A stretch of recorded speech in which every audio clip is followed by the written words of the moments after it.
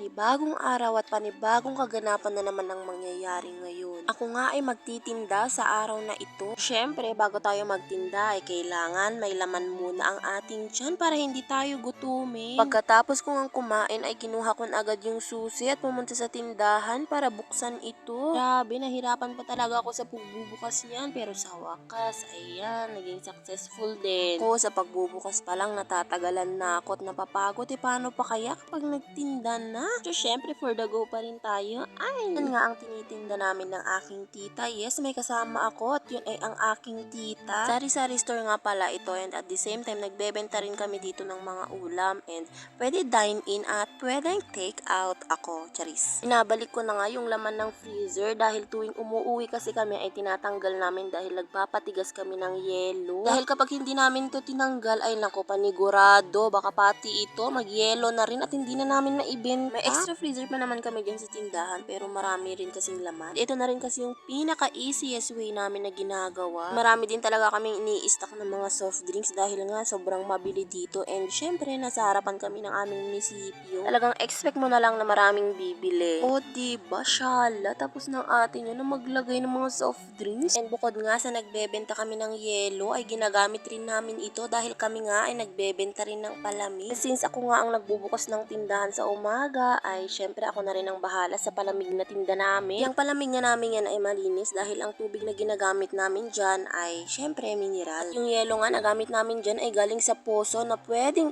inumin. After ko nga makapagtimpla ng palamig ay syempre sinaksak ko na rin ang aming CCTV. O diba? Mayaman. Sa seguridad. Kasi syempre umaalis kami dyan minsan sa tindahan at yung CCTV na lang ang nagbabantay. Para at least makita pa rin namin kung may mga taong pumupunta and mahirap na baka manakawan. Hoy, yung puhunan paano na? And sinaksak ko na nga rin pala yung pangalawa naming freezer and syempre yung electric fan dahil umaga pa lang ay napakainit na. Pagkatapos ko nga nagawin lahat ng mga gawain ko dyan sa loob ng tindahan ay ang susunod ko namang ginawa ay makipag-chismis. Dahil hindi talaga mabubuo ang araw ko kapag wala kang nasagap na chismis. O eme lang, baka may masabi na naman yung tunay na marites dyan. Fu, na mabaling kayo ng tiplakon, tiniplak kayon. Ayan nga, naghihintay na nga ako ng customer. For the board na naman ang person dyan. Mamaya-maya pa lang ay naku, talagang dadami na naman ang customer namin. Which is good dahil yun naman talaga ang satisfaction namin ng mga tindera. Ito na nga pala yung putahe namin for today's video. May igado, may dinuguan, may adobo. At syempre, ang hindi mawawala ay itong gulay dahil isa ito talaga sa pinakamabenta naming ulam and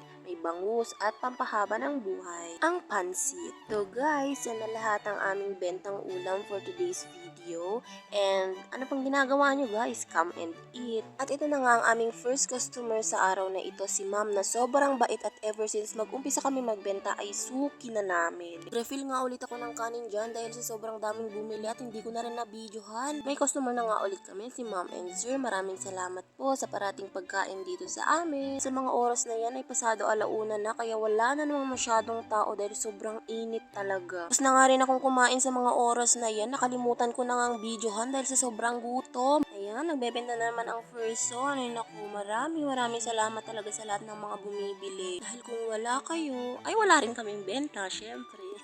At sa sobrang tagal kong maghalo dyan ay mukhang naiinip na talaga yung customer ko. Nabibili ng palamig at uhaw na ata. Bored na nga ako dyan kung pwede lang sana matulog. Talagang matutulog ako kaso hindi pwede. Kasi any moment ay may bibili at mabibitin lang yung tulog ko kung ganon. Tignan nyo naman, talagang napakaaliwalas ng paligid. Dahil bukod sa walang marites na nakapalibot sa akin ay talagang walang katao-tao. Talaga namang pinapanood ko na lang yung mga dumadaan dyan. Aroy, umay kay gumatangin awon na ipatug ko lagi tila ako min. Charis.